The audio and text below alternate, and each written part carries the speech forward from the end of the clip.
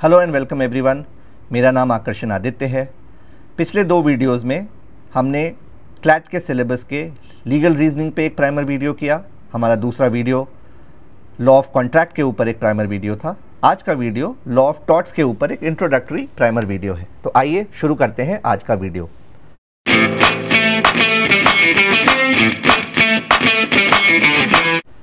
क्या होता है tort? Tort is a civil wrong which causes loss or harm to someone and results into a liability for the person who is committing that act। एक civil wrong है, ये criminal wrong नहीं है। उस wrong के करने से harm या इंजरी होती है अदर पर्सन को, और अगर जब आप ये हार्म और इंजरी कर देते हैं तो आप लाइबल हो जाते हैं उस एक्ट के लिए जो आपके ऊपर इन्फोर्स करी जा सकती है थ्रू कोर्ट ऑफ लॉ। और इसके लिए ही ये लॉ ऑफ टॉर्ट्स आता है। क्या पर्पस है टॉर्ट के लॉ का? To provide relief to the injured party. जिस पार्टी को आपने हार्म कॉज किया है उसको रिलीफ प्रोवाइड करने के लिए ये टॉर्ट्स का सारा लॉ कंसेप्चुलाइज किया गया है, बनाया गया है, और उसको डेटर करने के लिए कि वो आगे ये एक्टिविटी या ये हार्म या इस तरह के कार्यों को ना कर सके।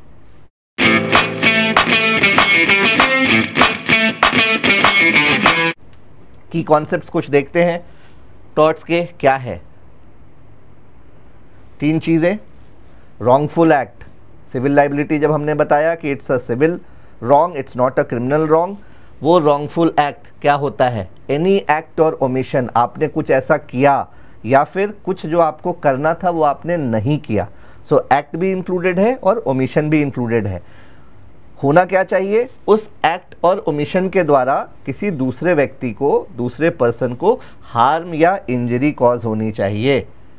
दूसरा, इंजरी, लीगल डैमेज जो हमने यहाँ पर बोला, इस एक्ट और ओमिशन से जो एक व्यक्ति ने किया किसी दूसरे व्यक्ति के प्रति, वो जो है उससे उस दूसरे व्यक्ति का लीगल राइट्स वायलेट हो रहा है। लीगल राइट्स जब वायलेट हो रहा है तो उससे उसका कुछ डैमेज हो रहा है। लीगल राइट्स जो होते हैं वो इंटाइटलमेंट होते हैं हर व्यक्ति के, जिसकी वायलेशन के लिए लीगल इंस्टीट्यूशंस हैं जो प्रोटेक्ट करेंगे उस वायलेशन को। अगर आपका कोई लीगल राइट वायलेट हो रहा है, उसको कोई नुकसान पहुंचा रहा है, उस पर कोई हार्म हो रहा है, so there are always legal institutions like court of law to enforce this. That means it has a legal remedy और सैंक्शन। सैंक्शन क्या होता है? टॉर्ट्स के एक्ट में भी वो चीज़ें जिसके ऊपर बाधित कार्य जो है, आपको लॉ के द्वारा उस पर सैंक्शंस हैं, आप ये कार्य नहीं कर सकते। अगर आप वो कार्य करेंगे you will be, and which is a civil wrong, you will be held liable for such tortious act. और उसके लिए पहला तो वो एक रॉन्गफुल एक्ट था, उसके लिए इंजरी कॉज हुई, legal damage, and there is a remedy for it. अगर उसको आप रिड्रेस कर सकते हैं in form of damages, in form of unliquidated damages. Unliquidated किसको कहते हैं? जिसको हम क्वांटिफाई नहीं कर सकते, क्योंकि एक बार जब हार्म हो जाता है, ये कॉन्ट्रैक्ट नहीं है, कॉन्ट्रैक्ट से अलग है। अगर वो डैमेज, क्योंकि ये सिविल रॉन्ग है, इसमें शरीर की कोई क्षति अगर उस प्रकार से नहीं हुई है, आपके ऊपर कोई क्रिमिनल अटैक नहीं हुआ है, तो आप उसकी रेमेडी किस चीज़ में खोजते हैं? डैमेजेस के फॉर्म में। और वो डैमेजेस आपको जिस वक्त आप केस करते हैं आपको पता नहीं होता, वो अनलिक्विडेटेड डैमेजेस हैं, वो उसकी रेमेडी है।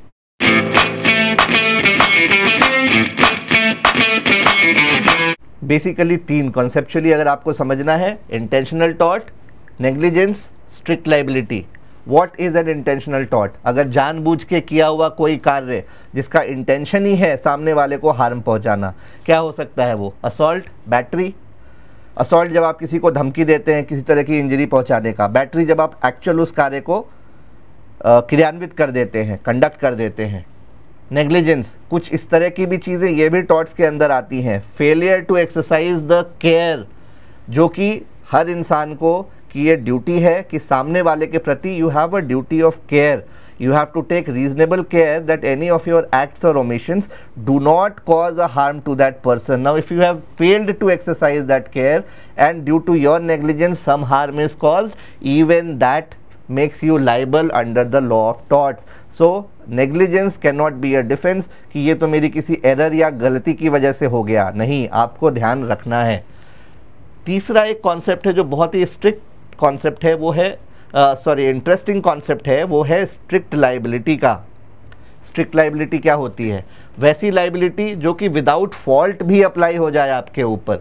ये जनरली उस तरह के केसेस में होता है। इसके ऊपर इंडिया में जो है लैंडमार्क केसेस हैं। ये स्ट्रिक्ट लाइबिलिटी का जो कॉन्सेप्ट है उसको इंडियन कोर्ट्स ऑफ लॉ ने जो है नेग्लिजेंस के द्वारा की हुई लाइबिलिटी के स्कोप को ब्रॉडन किया स्ट्रिक्ट लाइबिलिटी में। उस तरह की भी चीज़ें किस तरह की, अगर if you are dealing with some substance और you are carrying out some activities which are considered to be inherently dangerous और hazardous, और अगर उसमें कोई स्केप हो जाए, उसकी वजह से न्यूसेंस क्रिएट हो, किसी को कोई हार्म हो, तो आपकी बिना गलती के भी अगर आप इस तरह की एक्टिविटीज़ या you are dealing with such kind of products which are inherently dangerous और hazardous, then even for no fault of yours you can be held liable. For example Bhopal gas tragedy के केस में Union Carbide का जो case था, या फिर दिल्ली में oleum gas leak का केस हुआ था, जहां पर गैस लीक होने की वजह से, एक फैक्ट्री से गैस लीक होने की वजह से कुछ लोगों की मौत हो गई, कई लोग उससे घायल हुए और हॉस्पिटलाइज्ड हुए।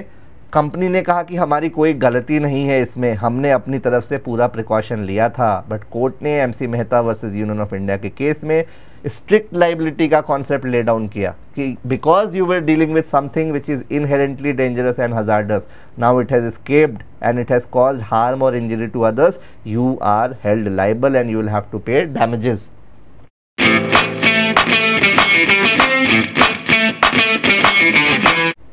कुछ एग्जाम्पल सिनेरियोज देखते हैं। ट्रेसपास टू लैंड का एक एग्जाम्पल हम देखते हैं, क्या हो सकता है वो। जब एक नेबर बी ए के गार्डन में बिना परमिशन के घुस गया, ठीक है, ये जो है इंटेंशनल भी है और ट्रेसपास के अंदर आता है। ये क्वेश्चन था, क्या is B's act of entering A's garden a tort? Of course yes, it is a tort. It is an example of an intentional tort. What type of tort? Trespass. क्या लिख सकता है वो? पोटेंशियली रेमेडी किस चीज़ में होती है? Damages में मैंने आपको बताया। तो डैमेजेस फॉर अनऑथराइज एंट्री जो ए है वो पोटेंशियली क्लेम कर सकता है बी से।